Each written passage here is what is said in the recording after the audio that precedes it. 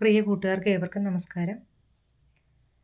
കഴിഞ്ഞ 1-2 ദിവസങ്ങളിലായിട്ട് കേരള മനസാക്ഷിയെ മൊത്തം കണ്ണീരിലാഴ്ത്തിക്കൊണ്ട് ഒരു കുടുംബത്തിൻ്റെ വിയോഗ വാർത്ത വളരെയധികം വിഷമത്തോടെയാണ് നമ്മളത് ശ്രവിച്ചത്. നമ്മുടെ കേരളം അതിദരിദ്രരില്ലാത്ത ഒരു സംസ്ഥാനമായിട്ട് പ്രഖ്യാപിച്ചു. പക്ഷേ നമ്മുടെ ചുറ്റിലും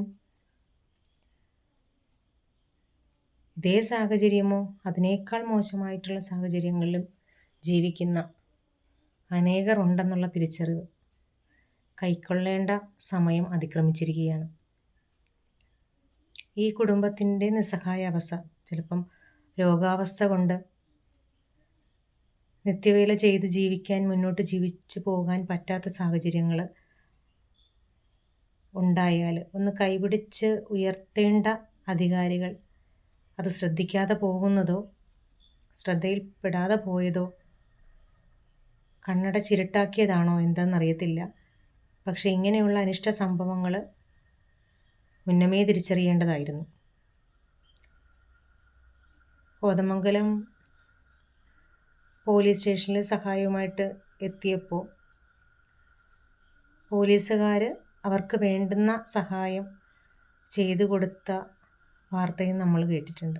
അദ്ദേഹം പറയുന്നതും ഒരു പോലീസ് ഉദ്യോഗസ്ഥൻ്റെ വാക്കുകളിലൂടെ നമ്മൾ കേട്ടപ്പോഴും വളരെയധികം വേദന തോന്നി. 2 പിഞ്ചു കുഞ്ഞുങ്ങളുടെ ജീവനും ആ പുഴയിൽ പൊലിഞ്ഞു. നമ്മളൊരു പ്രശ്നം ഉണ്ടായതിന് ശേഷം അതിനെപ്പറ്റി ആലോചിക്കുകയല്ല വേണ്ടത്. അതെങ്ങനെ നമുക്കതിന് വേണ്ടുന്ന പ്രിക്കോഷൻസ് എടുക്കാം എന്നുള്ള നടപടികളാണ് അധികാരികൾ എടുക്കേണ്ടത്. വളരെ സങ്കടം തോന്നി കേട്ടപ്പോൾ. അവരൊരുമിച്ച് ഒരു ഹോട്ടലിൽ പോയിട്ട് ഭക്ഷണം കഴിച്ചപ്പോൾ അത് അവരുടെ അവസാനത്തെ അന്നമാണെന്ന് ആ പിഞ്ചു കുഞ്ഞുങ്ങൾക്കറിയില്ലായിരുന്നു. ആ മോളും തുള്ളിക്കളിച്ച് കയ്യിൽ പിടിച്ച് അങ്ങനെ പോകുന്ന വീഡിയോസും നമ്മൾ കാണുകയുണ്ടായി. വളരെ വേദനാജനകമാണ്. അതുപോലെ തന്നെ ഇപ്പോൾ വീടില്ലാത്ത ഒത്തിരി ആൾക്കാർ, ഒരു തണ്ട് ഭൂമി പോലും സ്വന്തമായിട്ടില്ലാത്ത ആൾക്കാർ നമ്മുടെ സമൂഹത്തിലുണ്ട്. അവരെ കാണുകയും അവർക്കൊരു ജീവിത മാർഗം കണ്ടെത്തി കൊടുക്കുകയുമാണ് നമ്മൾ ആദ്യം ചെയ്യേണ്ടത്. ഒരുപക്ഷെ കലാകായിക സാംസ്കാരിക സാമൂഹിക മേഖലകളിൽ തിളങ്ങിയിട്ടുള്ളതോ അല്ലെങ്കിൽ പ്രവർത്തിച്ചിരുന്നിട്ടുള്ള അതുമായിട്ടുള്ള ആൾക്കാർ മൺമറഞ്ഞു പോയാൽ അവർക്ക് വേണ്ടിയിട്ട് നമ്മൾ സ്മാരകം നിർമ്മിക്കുന്നതിനേക്കാൾ ബെറ്റർ ആയിട്ടുള്ള കാര്യം എന്ന് പറയുന്നത് ഇതുപോലുള്ള സാധുക്കൾ നമ്മുടെ ചുറ്റുവട്ടത്ത് ഒത്തിരി ആൾക്കാരുണ്ട്.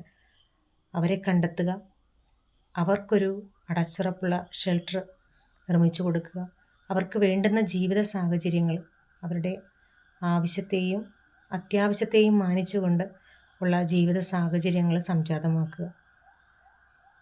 അല്ലാതെ കുറേ സ്മാരകങ്ങൾ കെട്ടിപ്പടുക്കി അവരുടെ ശില്പങ്ങൾ വളരെ കോടികൾ മുടക്കി ഉണ്ടാക്കി വെച്ചിട്ട് അത് ആദ്യത്തെ ആ ഒരു സമയത്തുള്ള ജനശ്രദ്ധ നേടുന്നതിനപ്പുറം പ്രത്യേകിച്ച് അതിനേക്കാൾ ഏറ്റവും ഉചിതമായിട്ടുള്ള കാര്യമെന്ന് പറഞ്ഞാൽ ഇതുപോലുള്ള സാധുക്കളെ ചേർത്ത് പിടിക്കുകയാണ്.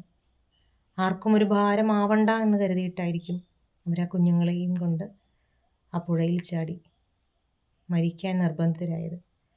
ആരുടെയും മുന്നിൽ തലകുനിച്ച് നാണക്കേട് ഒക്കെ ഉണ്ടാവാം. ഇതൊക്കെ ഒന്ന് ശ്രദ്ധിച്ചാൽ നന്നായിരിക്കുമെന്ന്